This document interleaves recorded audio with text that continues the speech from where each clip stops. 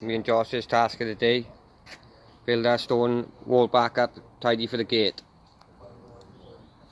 So, we're going to have to take this stone coin down, bring it back in plumb with a fence post.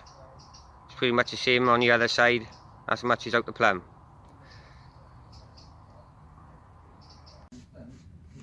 So much the front is out the plumb.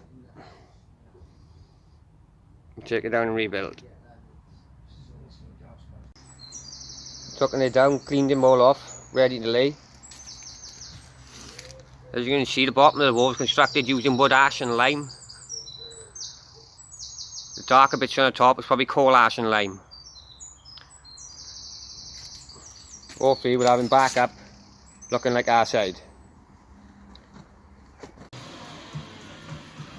The pillar all finished.